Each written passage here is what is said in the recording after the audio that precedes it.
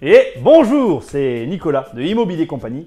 Et aujourd'hui, en fait, je vais te donner quand même, pas un conseil, c'est pas vraiment ça, mais un avertissement. Ou plutôt, un point auquel tu dois absolument penser si tu veux réellement te lancer en immobilier.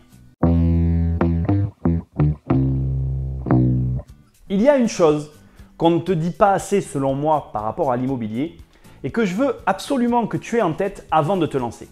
Cette vidéo, elle est vraiment faite pour toi qui est là à la recherche ou au début, aux prémices ou de la personne qui veut vraiment se lancer en immobilier. Tu vas trouver plein d'informations, de gens qui vont te motiver, de gens qui vont te dire attention, tu vas trouver tout un tas de trucs. Il y a une chose que je veux te dire et que je veux que tu aies en tête, que je veux que tu gardes dans ton esprit, qui est très importante et primordiale. Si tu fais de l'immobilier, tu vas devoir très rapidement, en tout cas, tu vas rapidement te rendre compte que l'immobilier, c'est beaucoup, ou en tout cas, c'est de l'administratif. Et plus tu vas faire de l'immobilier, plus tu vas avoir de l'administratif. Alors ça veut dire quoi concrètement? Ça veut dire que si tu es quelqu'un qui n'aime pas faire les papiers, si tu es quelqu'un qui a une phobie administrative, ou même si tu es le genre de personne qui ne traite pas régulièrement son courrier ou qui n'aime pas le ranger, je vais te mettre un lien ici vers la vidéo Range ton bureau pour te donner une idée du volume que peut représenter l'immobilier dans un quotidien d'un investisseur. Si tu es de ces gens-là, réfléchis avant de te lancer en immobilier. L'immobilier, c'est énormément d'administratif et je ne te mets pas en garde, je te pointe du doigt un élément important qui va faire que tu vas apprécier, recommencer, t'engager en immobilier. Car effectivement, si tu n'aimes pas ça, si tu as un problème avec l'administratif, l'immobilier peut très rapidement te poser problème. Alors je te rassure, j'ai quand même quelques petits trucs que je vais te donner, ou en tout cas quelques petits trucs qui vont te permettre de voir si tu es fait ou pas pour l'immobilier. Alors le premier, qui est pour moi une évidence, c'est, et je te pose la question, est-ce que c'est toi qui remplis tes impôts ou est-ce que tu es du genre à avoir besoin d'une tierce personne, et je ne te juge pas en disant ça, pour remplir tes impôts? Je sais qu'il y a des personnes, et c'est pas grave, on est tous différents, mais qui ont besoin d'une tierce personne pour remplir leurs impôts. C'est vrai que c'est compliqué. Moi, à mes débuts, j'étais comme ça. Et après, pendant toute une période, je me suis débrouillé tout seul et maintenant, c'est devenu normal pour moi de faire mes impôts. Mais à mes débuts, j'avais besoin de plein de renseignements. Il y a plein de choses à savoir et c'est vrai que ça peut être impressionnant au départ. Si tu es de ceux-là, je vais t'inviter tout simplement, non pas à abandonner l'immobilier, non pas du tout, à essayer simplement de le faire tout seul. Essaye de remplir les impôts tout seul et si déjà tu vois que tu n'as pas de phobie pour faire ça, si tu vois que tu arrives à le faire, j'ai envie de te dire, on est sur la bonne voie. Deuxième petit conseil. Regarde et essaye d'être honnête avec toi-même la manière dont sont rangés actuellement, au moment où tu regardes cette vidéo, la manière dont sont rangés tes papiers de manière générale. Comment tu entretiens tous les papiers importants du quotidien? Est-ce que là, tu es capable de retrouver tes comptes bancaires? Est-ce qu'ils sont triés par ordre chronologique et est-ce que tu es capable de les ressortir?